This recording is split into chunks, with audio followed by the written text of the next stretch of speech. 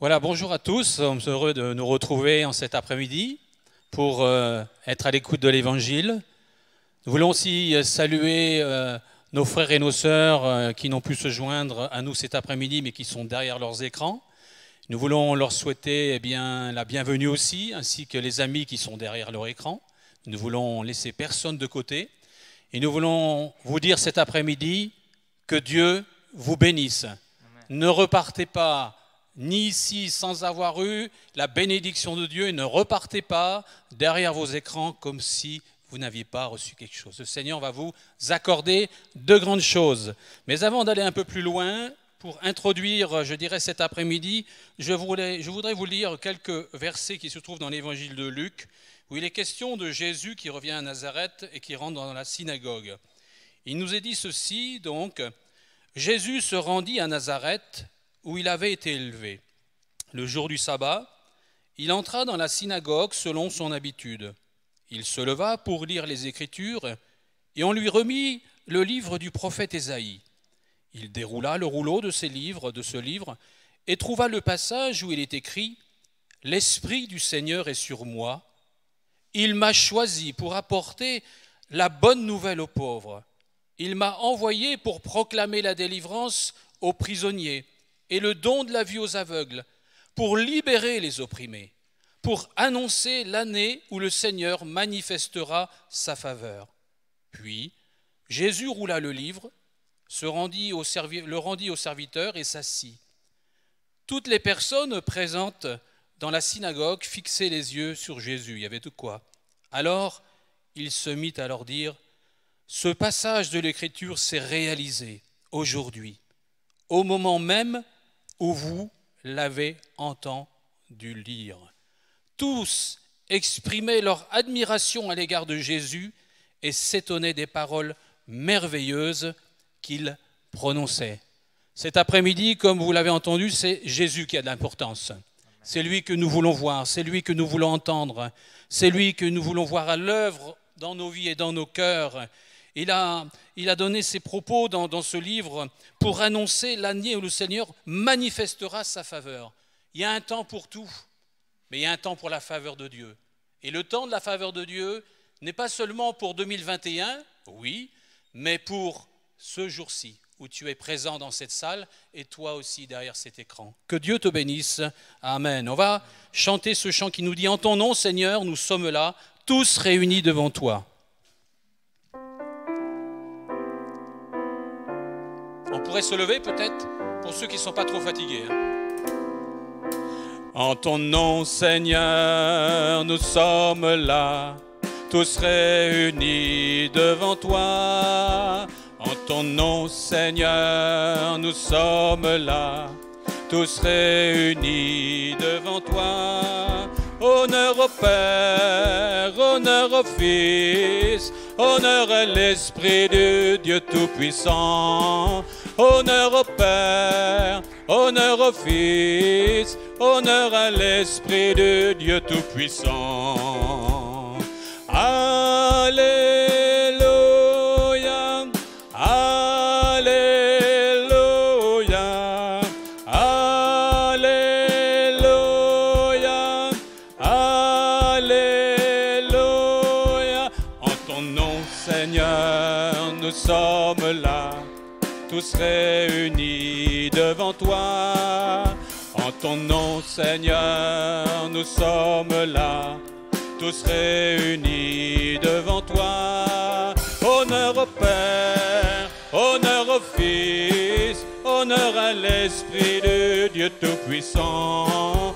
Honneur au Père, honneur au Fils, honneur à l'Esprit de Dieu Tout-Puissant. Honneur au Père, honneur au Fils, honneur à l'Esprit de Dieu Tout-Puissant. Honneur au Père, honneur au Fils, honneur à l'Esprit de Dieu Tout-Puissant. Amen. Vous pouvez vous asseoir. Voilà, cet autre chant nous dit « Seigneur, j'élève ton nom. J'aime chanter tes louanges. Quelle joie tu vis en moi. » Alléluia. C'est bon de laisser le Seigneur vivre en vous. C'est quelque chose de formidable. c'est glorieux d'avoir le Seigneur dans son cœur. Et si tu ne l'avais pas encore, eh bien choisis la bonne part. C'est une année favorable, c'est un jour favorable pour toi.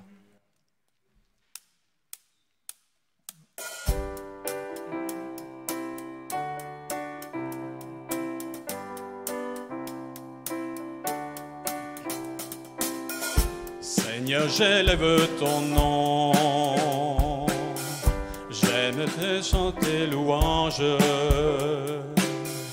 Quelle joie tu vis en moi, tu es venu pour nous sauver. Tu vins du ciel sur la terre, montrer la voie de la terre à la croix, payer le prix de la croix au tombeau, et du tombeau vers le ciel, je loue ton nom éternel.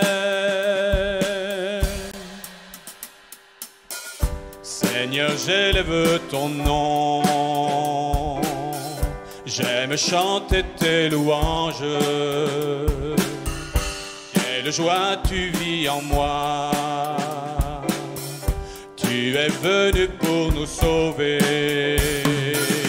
Tu vas du ciel sur la terre, montrer la voie de la terre à la croix, payer le prix de la croix au tombeau, et du tombeau vers le ciel, je loue ton nom éternel. Tu vas du ciel sur la terre, montrer la voie de la terre à la croix, payer le prix de la croix au tombeau, et du tombeau vers le ciel, je loue ton nom éternel. Je loue ton nom éternel. Amen. Cet autre chant nous dit: dans mon âme, un beau soleil brille. Alléluia. Alors, est-ce qu'on peut dire, dans les gens qui composent ce monde, est-ce que c'est la réalité? On va dire non. Si le soleil brille, c'est parce que nous avons accepté Jésus-Christ. Et ça, c'est quelque chose de formidable. Ceux qui vivent dans les ténèbres, c'est horrible, c'est pas bon, quoi. Mais quand vous avez la lumière, vous savez, quand ici il pleut pendant 3 jours, on se dit, mais quand est-ce que ça va s'arrêter? Et le 4e jour, le soleil, plein soleil. Ah, qu'est-ce que ça fait du bien. C'est pareil avec le Seigneur. Quand on a lâché le péché, quand on a laissé le péché de côté, eh bien que le Seigneur vient faire, je dirais, sa présence en nous, vient nous donner sa présence, alors ça devient vraiment un rayon de soleil dans notre cœur. Dans mon âme, un beau soleil brille. Alors si c'est vrai pour toi, ma soeur, mon frère, chante-le, même toi derrière ton écran. Dans mon âme, un beau soleil brille, son rayon doux et joyeux répand un éclat qui scintille, c'est le sourire de Dieu. Mon cœur était plein de ténèbres quand parut un jour nouveau. Au loin fuyait son feu funèbre devant un soleil si beau. Oh, quel beau soleil dans mon âme, il éclaire, illumine tout. À ses rayons mon cœur s'enflamme et je vais chantant partout.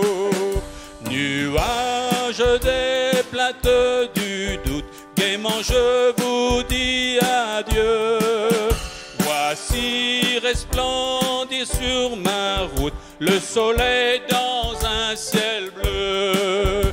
Oh, mon cœur éclatant louange, pour toi le soleil à lui.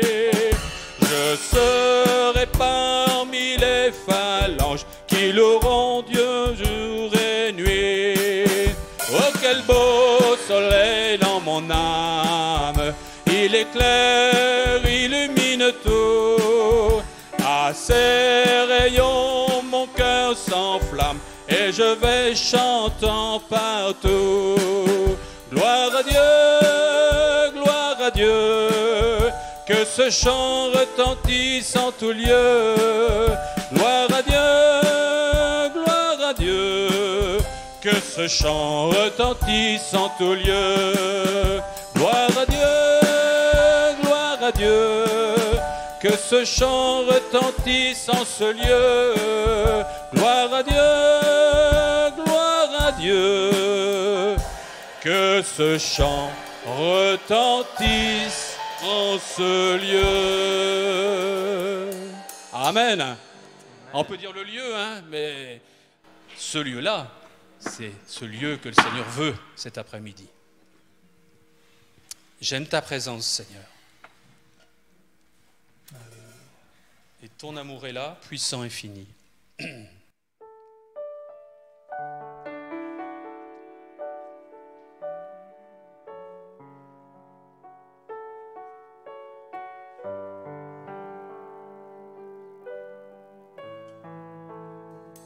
J'aime ta présence,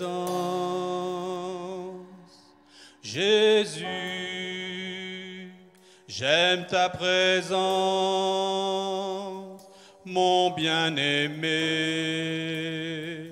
J'aime ta présence, Jésus. J'aime ta présence, mon bien-aimé. Ton amour est là, puissant infini. Ton amour est là, guérissant ma vie. Et ton amour est là, collant de la croix. Ton amour est là, ravivant ma foi. J'aime ta présence, Jésus. J'aime ta présence, mon bien-aimé. J'aime ta présence, Jésus. J'aime ta présence, mon bien-aimé. Et ton esprit est là, Saint Consolateur. Ton esprit est là, libérant mon cœur. Et ton esprit est là, répandu sur terre. Ton esprit est là, révélant le Père. Et ton esprit est là, Saint Consolateur. Ton esprit est là, libérant mon cœur. Et ton esprit est là, répandu sur terre. Ton esprit est là, révélant le Père.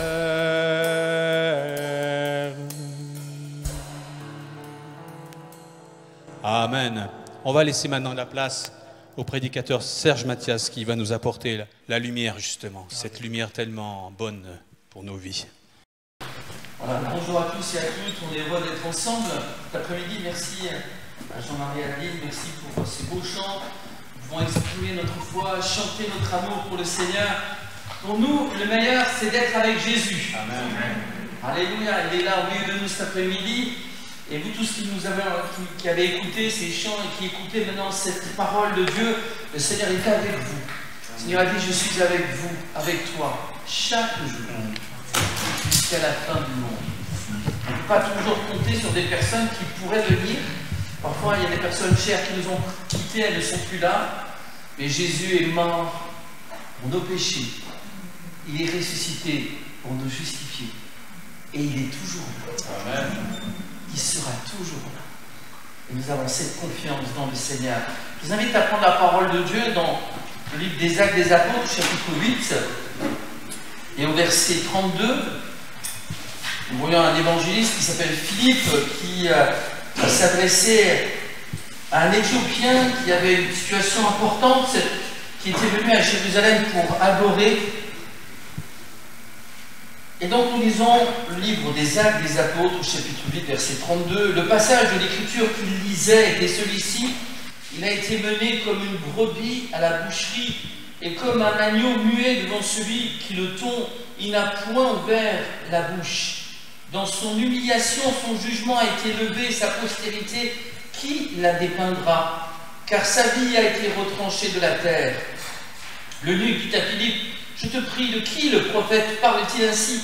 Est-ce de lui-même ou de quelqu'un d'autre? Alors Philippe, ouvrant la bouche et commençant par ce passage, lui annonça la bonne nouvelle de Jésus. Au verset 39, la conclusion de cet entretien spirituel et merveilleux a été le baptême. Philippe baptisa l'eunuque. Quand ils furent sortir de l'eau, l'Esprit du Seigneur enleva Philippe et l'eunuque ne le vit plus. Amen. Que le nom du Seigneur soit béni. Amen. Quel voyage extraordinaire que le voyage de ce ministre de la reine Candace d'Éthiopie qui était venu à Jérusalem pour adorer.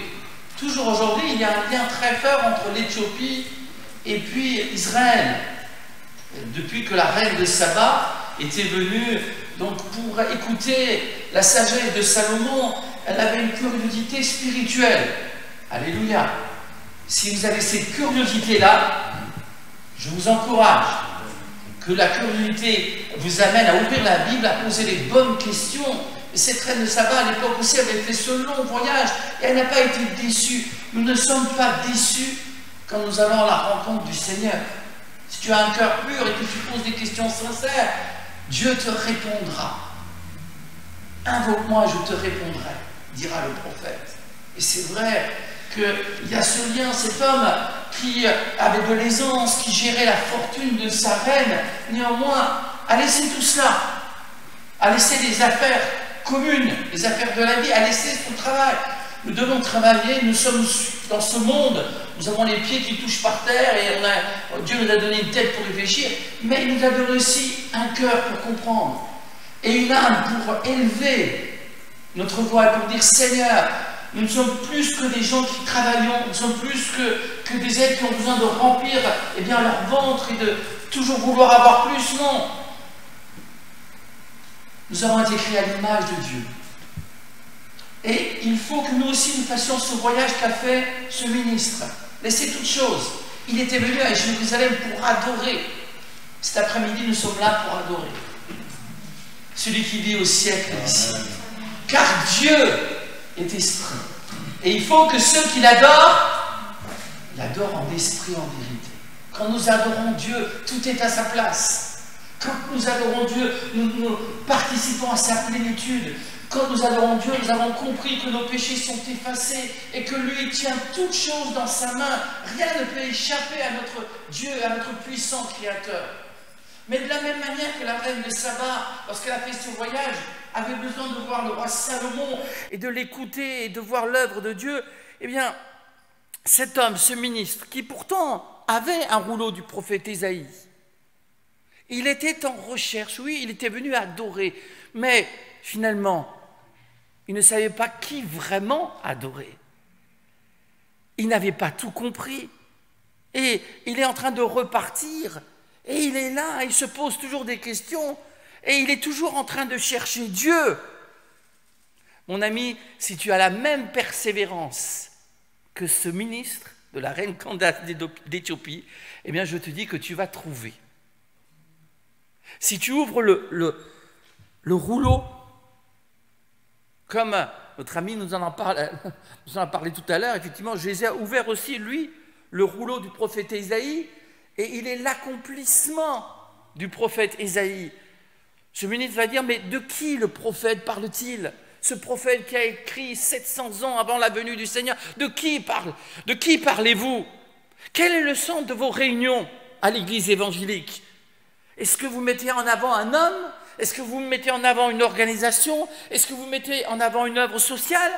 Nous aimerions vous dire franchement que pour nous, notre star, c'est Jésus-Christ. Notre pape éternel, c'est Jésus-Christ. Il y a un seul médiateur entre Dieu et les hommes, et c'est Jésus-Christ homme, qui s'est donné lui-même en rançon. Alléluia. Et nous n'avons pas besoin de passer par une multitude de médiateurs. Il y a, c'est vrai, des gens extraordinaires sur cette terre, mais il y a un seul sauveur.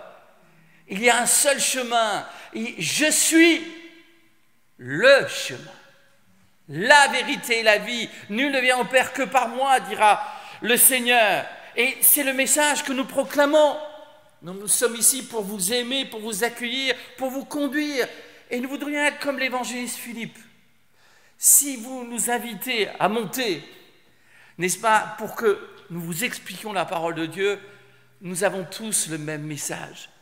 Le message de Philippe, il y a 2000 ans, c'est notre message. Le message ici à Montpellier, c'est le message dans le monde entier pour ceux qui mettent la parole de Dieu en premier dans leur vie. C'est le même message pour tous ceux qui sont sincères, qui veulent ouvrir le rouleau du prophète Ésaïe. Tous les rouleaux sont déliés. Jésus est l'explication. Jésus est la clé de tous les mystères. Jésus est la réponse à toutes les questions. Oui, j'aimerais te dire que Jésus, ce n'est pas le petit Jésus, mais c'est le grand Sauveur. Il est co-créateur avec son Père. Nous croyons dans la Sainte Trinité. Et le prophète parle de ce Jésus. Et il dira, mais il n'a pas ouvert la bouche. Mais qui est-il? Et Philippe va lui dire, c'est Jésus, le Fils de Dieu. Et cet homme va le croire, il était prêt. Il va être baptisé en urgence. Il va retourner dans son pays, converti, né de nouveau, baptisé d'eau, rempli de la joie du Seigneur. Parce que Dieu est fidèle à toutes ses promesses. Alléluia. Mais c'est merveilleux cela. Mais ce passage qui nous parle donc de Ésaïe 53, vous le connaissez par cœur, ce passage. Qui a cru à ce qui nous était annoncé? Qui a reconnu le bras de l'Éternel? Il s'est levé devant lui comme une faible plante, comme un rejeton qui sort d'une terre desséchée. Il n'avait ni beauté, ni éclat pour attirer nos regards. Cependant, ce ne sont nos souffrances qu'il a portées. Et c'est de nos douleurs qui s'est chargé. Et nous l'avons considéré comme puni, frappé de Dieu, humilié. Mais il était blessé pour nos péchés, brisé pour nos iniquités. Le châtiment qui nous donne la paix est tombé sur qui? Ce châtiment de la croix, ce châtiment terrible où Dieu lui-même va frapper, Dieu le Père va frapper son Fils, où Dieu ne voit plus son Fils, il voit le péché. Et Dieu le frappe, il est devenu la victime expiatoire, l'holocauste parfait. Toutes les offrandes étaient quand même entachées d'imperfections. Mais voici Jésus, l'homme parfait, celui en qui réside toute la puissance de la divinité. Et il dit, je viens pour m'offrir et pour me donner. Alléluia. C'est terrible. Le châtiment qui te donne la paix, c'est un châtiment terrible. Christ l'a vécu pour que toi, tu reçoives cette paix. Tu ne recevras pas la paix parce que tu vas suivre un programme où tu vas te tordre les jambes et les bras. Tu ne recevras pas la paix parce que tu vas aller dans un autre pays. Tu ne recevras pas la paix parce que tu vas prendre certains médicaments. La paix est un don qui ne peut venir que du ciel. Et toi qui cherches la paix, j'aimerais te dire que ta paix a eu un prix tellement, tellement grand. Le châtiment qui va te donner la paix. Cette paix que Jésus donne. Je vous donne ma paix, je vous laisse ma paix. Que ton cœur ne se trouble pas, tu ne trouveras pas la paix parce que tu auras plus d'aisance matérielle, parce que tu vas écouter des gens un peu particuliers. Tu trouveras la paix si tu trouves Jésus. Ce ministre a trouvé la paix parce qu'il a trouvé Jésus. Il a compris de qui le prophète parlait. Le châtiment qui nous donne la paix est tombé sur lui. Et c'est par ces meurtrissures que nous sommes guéris. C'est par ces meurtrissures que tu vas être guéri. Mets ta foi dans les meurtrissures de Jésus. Aie confiance dans la parole de Dieu. Sois un avec ce que dit le Seigneur. Et puis il est dit, il n'a pas ouvert la bouche. Semblable à une brebis qu'on mène à la boucherie. Alors j'aimerais m'arrêter quelques instants sur cette phrase parce que il me semble quand même que le Seigneur a parlé. C'est à Hérode qu'il n'a pas dit un mot. Mais Jésus va parler à Pilate et va lui dire, mon royaume n'est pas de ce monde. N'est-ce pas? D'ailleurs, même Paul le dira à Timothée, souviens-toi de Jésus-Christ qui fit une belle confession devant Ponce Pilate, le représentant de l'empereur romain. Jésus a parlé en disant, ne pleurez pas sur moi, fille de Jérusalem. Jésus a parlé en disant, tout est accompli. Jésus a parlé à son disciple Jean et l'a confié à sa mère. Jésus a parlé. Qu'est-ce que veut dire ce verset? Il n'a point ouvert la bouche, semblable à une brebis qui est menée à la boucherie. Eh bien, ça veut dire qu'il n'a pas parlé pour lui-même. Il ne s'est pas défendu, il n'a pas défendu sa cause. Il savait qu'il était cette victime expiatoire.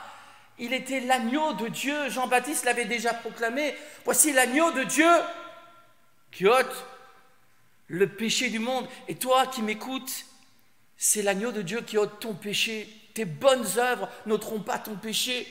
Le fait de pratiquer une religion n'ôtera pas ton péché. Il n'y a que l'agneau de Dieu qui peut ôter ton péché. Et si tu confesses tes péchés vont disparaître, Dieu ne s'en souviendra plus. Et tu deviendras une nouvelle création. Donne ta vie au Seigneur. Alors, effectivement, Jésus a parlé, mais il n'a pas parlé pour lui, il ne s'est pas défendu. Pour beaucoup de nos contemporains, pour beaucoup de personnes aujourd'hui, la mort de Jésus est comme un accident, une injustice. Mais ce n'est pas ce que dit la Bible. Jésus savait ce qui allait lui arriver. Il n'a pas ouvert la bouche parce qu'il devait se livrer pour toi et pour moi. Il n'y a pas d'injustice dans le sens que, oh là là, on va verser une larme, mais qu'est-ce qui s'est passé? Non, Jésus était au courant. Il avait le pouvoir de donner sa vie, et il avait le pouvoir de la reprendre. Nous nous souvenons de ce que le Seigneur a dit un jour à ses disciples. Il leur a dit, allons de l'autre bord. Vous vous rappelez de ce passage? Et puis Jésus avait besoin de dormir, parce qu'il faisait tellement de choses, il avait besoin de se reposer. Et quand Jésus dit quelque chose, ça s'accomplit toujours. Alléluia! Nous le croyons fermement. Mais une tempête est venue. Oh, c'est extraordinaire. Une tempête est là, la barque se remplit d'eau, mais le Seigneur, il continue à dormir. Si tu crois dans la parole de Dieu, tu auras un très bon sommeil. Ne te laisse pas troubler par les événements, ce qu'on entend. Ne panique pas. Dieu n'est jamais en retard. Dieu n'est jamais en retard. Ne panique pas. Fais confiance au Seigneur. Et à un moment donné, les disciples, ils n'en pouvaient plus. Ils ont réveillé le Seigneur. Le Seigneur avait besoin de dormir. Mais eux, ils l'ont réveillé en disant, mais qu'est-ce qui se passe? Tu t'inquiètes pas? Tu t'inquiètes pas? Mais le Seigneur avait dit, allons de l'autre bord. Et qu'a fait le Seigneur? Le Seigneur a parlé à la tempête. Alléluia. Il a parlé à la mer. Ce lac de Tibériade, n'est-ce pas, qui avait vraiment par moments des tempêtes qui étaient violentes. Jésus parle. Et ce lac de Galilée qui a été créé par Jésus, tous les lacs, tous les océans, toutes les mers ont été créés par Jésus. Toutes les montagnes ont été créées par Jésus. Toutes les galaxies ont été créées par Jésus. Tout a été créé par lui et pour lui. Tu as été créé par Jésus. Et si tu es cassé, Jésus va réparer ce qui est cassé dans ta vie. Qui nous connaît? Le psychologue. Peut-être que ton psychologue est encore plus malade que toi, qu'il aurait besoin de tes conseils. Tu as besoin de réaliser que le seul qui te connaît vraiment, c'est celui qui t'a créé.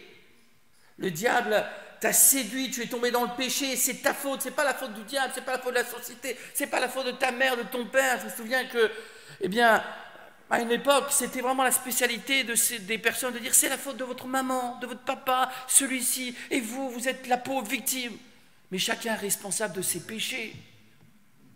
Chacun est responsable de ses péchés. Il y a une tempête dans ta vie, ça part dans tous les sens, et tu as l'impression de te noyer. Alors écoute la parole du Seigneur. Le Seigneur a dit au lac de Galilée, à cette tempête, tais-toi. Et ce lac de Galilée s'est calmé. Plus un seul bruit. C'est dans le calme et la confiance que sera votre force. Alors dites-moi,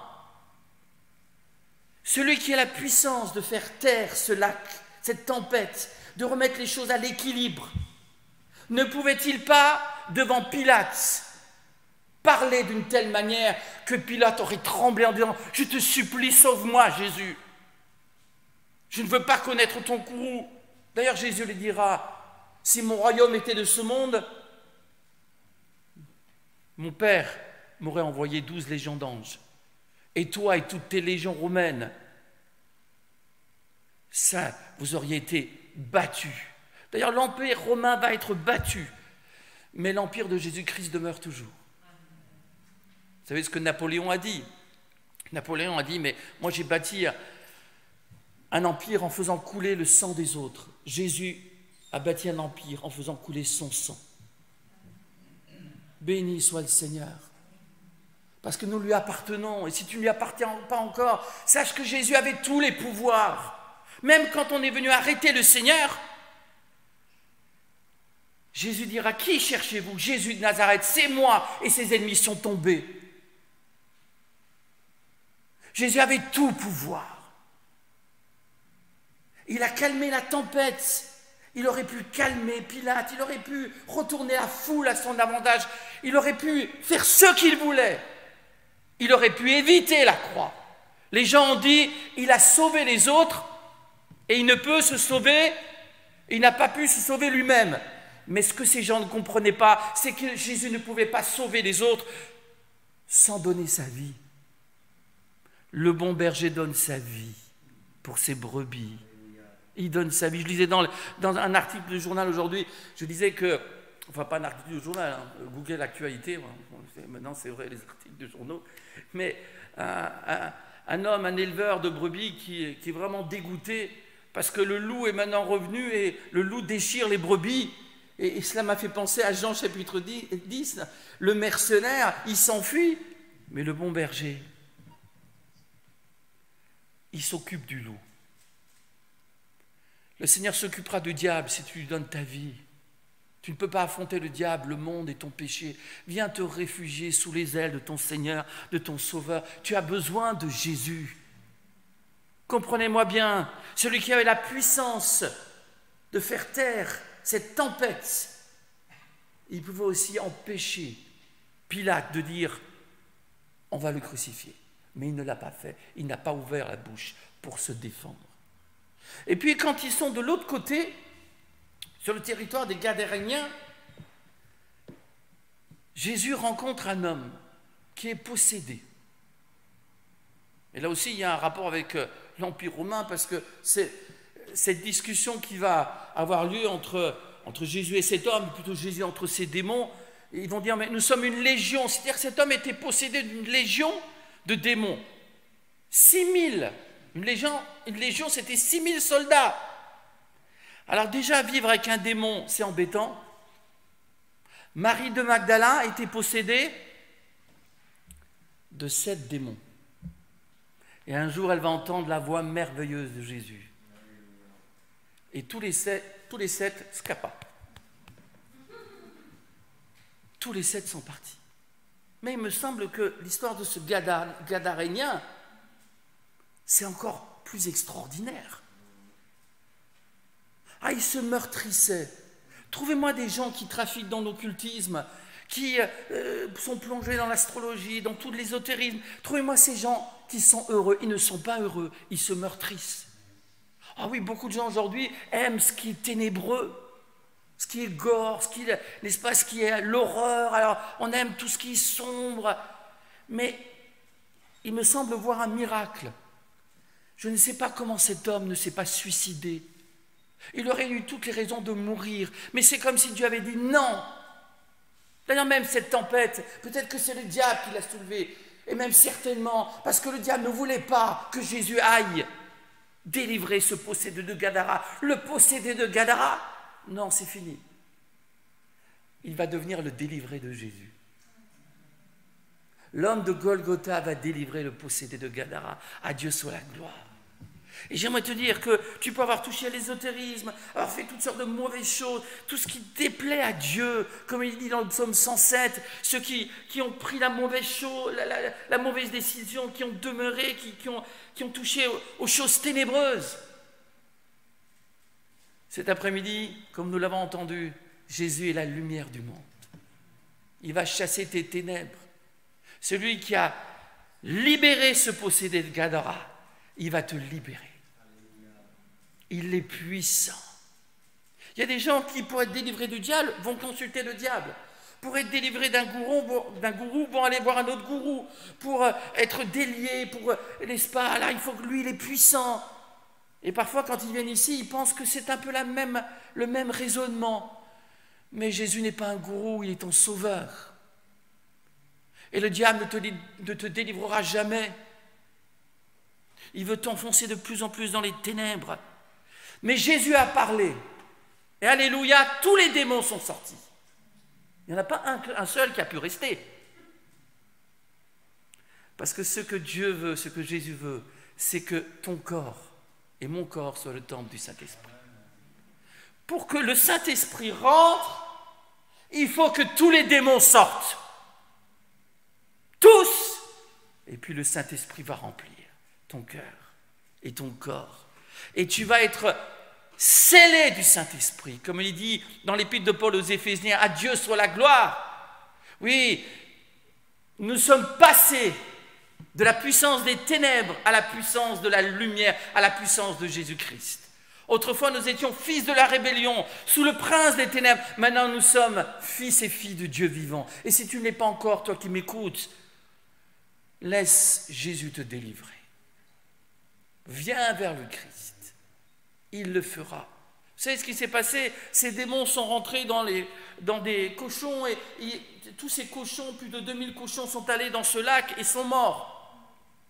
Et les habitants du coin vont venir vers Jésus en disant « C'est pas sympa ce que tu fais. Tu es contre le business. Là, nos cochons, ils sont tous morts. Ils s'en fichaient que cet homme ait été délivré. Et on est dans un monde qui n'est intéressé que par le business. » Ils avaient peur, mais peur de quoi? Jésus a amené la paix. N'aie pas peur. Il est venu te libérer. Fuis jette tous tes livres d'ésotérisme, d'astrologie et ouvre la Sainte Bible. Et dites-moi, celui qui avait un tel pouvoir de chasser ces milliers de démons, alléluia, vous ne croyez pas qu'il avait le pouvoir de faire taire Pilate, les soldats qui le frappaient, la couronne d'épines? Il avait le pouvoir. C'est pas le petit Jésus. Je suis contre toutes ces images qu'on nous met dans la tête. On a cette image où on voit Jésus avec les cheveux longs et les yeux bleus. Mais rassurez-vous, Jésus n'était pas suédois. Jésus n'était pas suédois.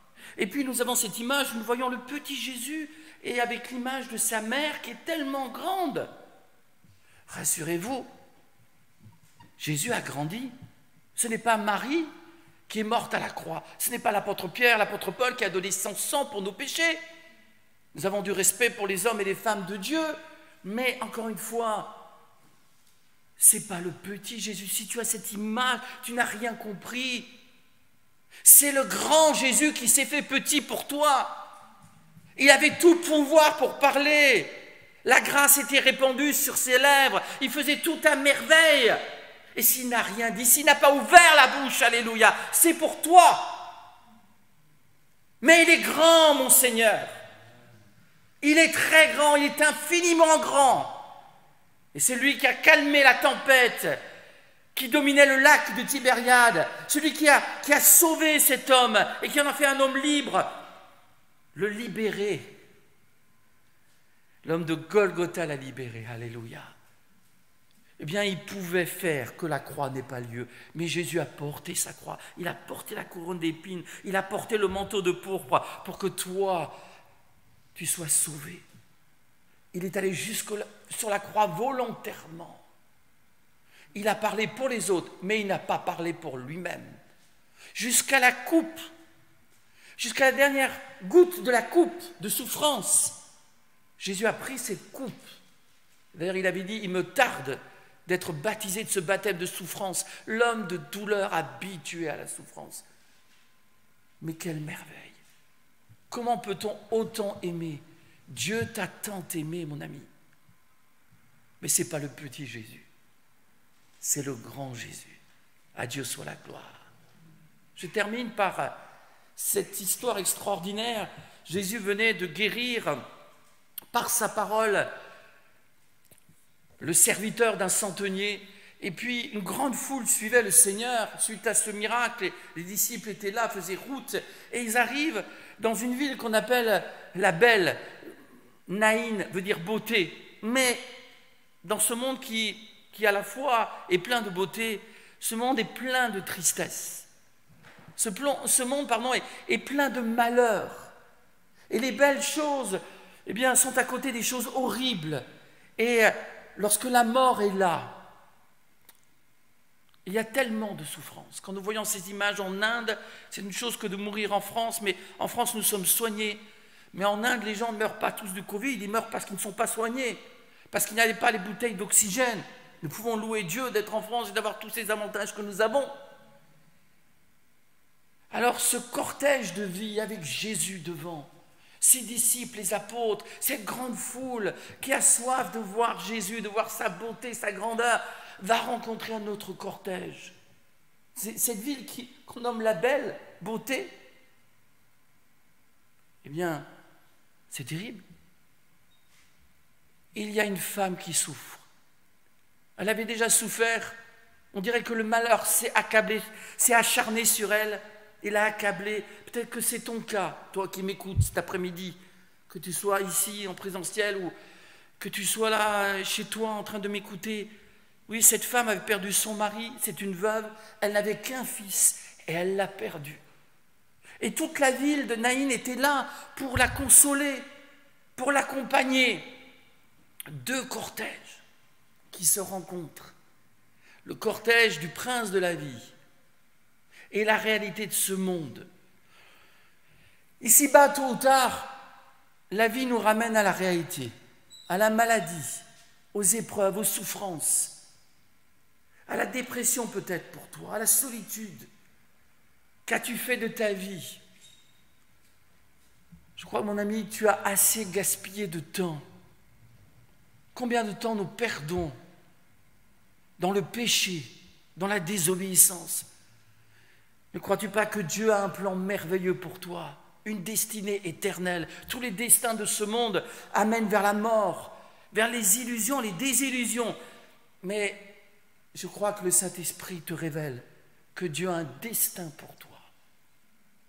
Merci au Seigneur parce qu'il est descendu du ciel sur la terre pour résoudre le problème le plus terrible qui soit, cette réalité de la mort. Le dernier ennemi qui sera vaincu dans la Bible, ce n'est pas le diable, c'est la mort. La mort qui s'est étendue à tous les hommes comme conséquence du salaire du péché. Mais voici le prince de la vie va mourir pour vaincre la mort. L'amour est fort comme la mort, dira le Cantique des Cantiques. L'amour, c'est Jésus. Et Jésus est fort comme la mort. Et par sa mort, il va détruire la mort. À Dieu soit la gloire. Alors il voit ce cortège, il voit cette femme, cette veuve qui pleure.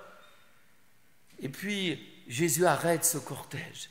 Il ressuscite ce jeune homme. Et il le rend à sa mère. Dans toute la région, on peut le comprendre. Tout le monde savait que cet homme était vraiment mort. Ce n'était pas un tour de passe-passe. Jésus n'est pas un magicien. Il est Dieu fait homme. Tout pouvoir m'a été donné dans le ciel et sur la terre. Jésus a le pouvoir de nous délivrer de la peur, de la mort. Il a le pouvoir de parler et de nous ressusciter. Si nous mourons physiquement, notre âme ira auprès de Dieu et un jour il y aura la résurrection. Nous savons que nos bien-aimés qui sont partis avant nous ressusciteront en premier. Oui, un jour ils entendront la voix de Dieu. Et tous ceux qui entendront la voix de Dieu et du Fils de Dieu se réveilleront, ressusciteront. À Dieu soit la gloire. Mais ici, le Seigneur a fait quelque chose d'extraordinaire. Parce que cette maman a été consolée. Parce que partout dans la région, on va parler de ce Jésus qui n'est pas seulement celui qui enseigne d'une manière théorique, mais de celui qui a tout pouvoir. Jésus l'a rendu à sa mère. La mort l'avait arraché à sa mère, mais Jésus l'a rendu à sa mère. Jésus nous rendra nos bien-aimés à la résurrection. Jésus nous rendra à nos bien-aimés. Jésus a le pouvoir d'enlever la peur de la mort, afin que nous vivions pour lui, pour le prince de la vie. Alors dites-moi, celui qui avait un tel pouvoir, il avait le pouvoir de terrasser tous ses ennemis, tous les Pilates, tous les Hérodes, tous les soldats romains, tous les principaux sacrificateurs. Il avait tout pouvoir. Jusqu'au dernier moment, il va être tenté et les principaux sacrificateurs vont dire « Descends de la croix, descends de la croix et nous croirons ». C'est incroyable cela. Et vous ne pensez pas que c'est Jésus avait le pouvoir de descendre de la croix. Et certainement qu'ils auraient cru. Mais sans la croix, il n'y aurait pas eu de salut. Sans la croix, nous serions tous perdus pour l'éternité. Sans la croix, il n'y aurait pas de rédemption.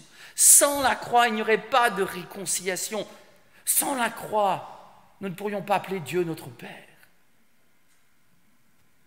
Alors, lorsque ce ministre éthiopien est en train de lire ce passage du prophète Ésaïe, il n'a point ouvert la bouche. Le Philippe lui explique que Jésus, qui avait tout pouvoir, qui aurait pu éviter la croix, non, il ne l'a pas évité, parce qu'il a été l'homme le plus obéissant de la terre. Il est celui qui est né d'une vierge, qui a été conçu du Saint-Esprit. Il est celui qui a réjoui le cœur du Père jusqu'au dernier souffle de sa vie. Il a dit, Père, je remets mon esprit entre tes mains.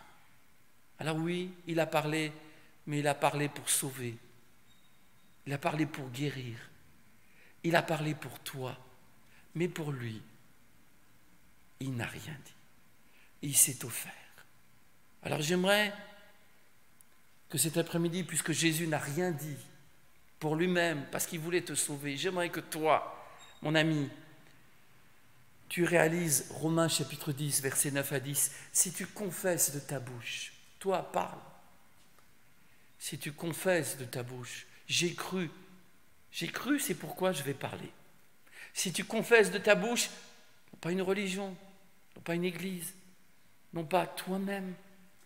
Si tu confesses de ta bouche le Seigneur Jésus. Et si tu crois dans ton cœur que Dieu l'a ressuscité des morts, tu seras sauvé. C'est ce qui est arrivé à ce ministre. Il a compris. Il est devenu une nouvelle création, il a été baptisé d'eau, il est revenu dans son pays, il a fait avancer l'évangile. Eh bien voilà la destinée que Dieu te donne. Ta destinée, c'est d'être sauvé pour l'éternité, parce que le Fils de l'homme a été obéissant jusqu'à la mort, et jusqu'à la mort de la croix. C'est pourquoi Dieu l'a souverainement élevé. On va se recueillir tous ensemble. J'invite le chantre à venir. Mais j'aimerais faire un appel. Veux-tu confesser le beau nom de Jésus? Peut-être que tes sujets de discussion, c'est l'argent. C'est « Oh, mais je voudrais vite retrouver une vie normale, aller en vacances, faire ceci, faire cela. » Où en es-tu? Ne sais-tu pas que tu as une destinée éternelle, que Dieu t'a créée? Et aujourd'hui, tu entends la voix du Saint-Esprit qui te dit que Dieu t'a tellement aimé, que Jésus t'a tellement aimé, qui n'a pas ouvert la bouche. Ce grand Jésus n'a pas voulu se défendre. S'il s'était défendu, il n'y aurait pas eu la croix. Mais il ne s'est pas défendu. Il y a eu la croix pour toi. Alors j'aimerais que tu confesses tes péchés. Parce que le châtiment qui te donnera la paix, ce châtiment, c'est Jésus qui l'a pris. J'aimerais que tu dises, Jésus, je veux te donner ma vie. Je ne veux plus toucher à la drogue. Je ne veux plus voir des choses qui sont infâmes. Je ne veux plus me divertir dans le péché. Je ne veux plus me souiller. Mais je veux être libre. Confesse tes péchés. Crois dans ton cœur que Dieu a tout pouvoir. Il fera de toi une nouvelle création. Et reviens dans ce lieu ou ailleurs, là où l'évangile est annoncé, que nous puissions nous réjouir avec toi. Je suis convaincu que si tu as confessé tes péchés maintenant, les anges chantent déjà de joie. Tu as déjà réjoui le cœur du Père et Jésus a dit, est heureux de pouvoir dire, j'ai bien fait de ne rien dire. J'ai donné ma vie, mais maintenant lui, il a parlé pour moi. Et il croit en moi. Réjouis le cœur de Jésus. Donne ta vie à Jésus. Et si tu es un chrétien rétrograde, reviens de tout ton cœur. Ne regarde pas ton péché, mais regarde à Jésus qui l'a porté.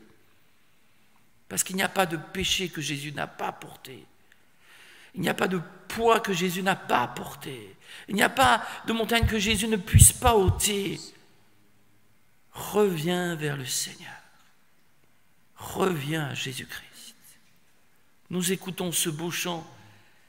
Et après ce chant, eh bien, nous prierons pour les malades.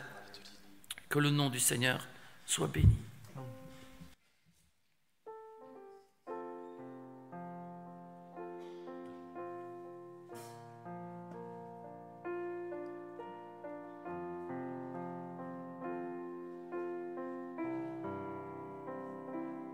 À la rivière, humble je viens déposer tous mes péchés. Pardonne-moi, purifie-moi, Seigneur, viens me rencontrer. De ces eaux vives coule ta grâce qui me guérit, me libère. Je me présente à la rivière, Seigneur, viens me rencontrer. Précieux Jésus, entre tes mains, j'abandonne mes soucis. Oui, prends ma main, attire-moi, Seigneur, viens me rencontrer. Viens avec nous à la rivière, trouver la vie éternelle. Il t'appelle et il t'attend. Jésus veut te rencontrer. Précieux Jésus, entre tes mains, j'abandonne mes soucis.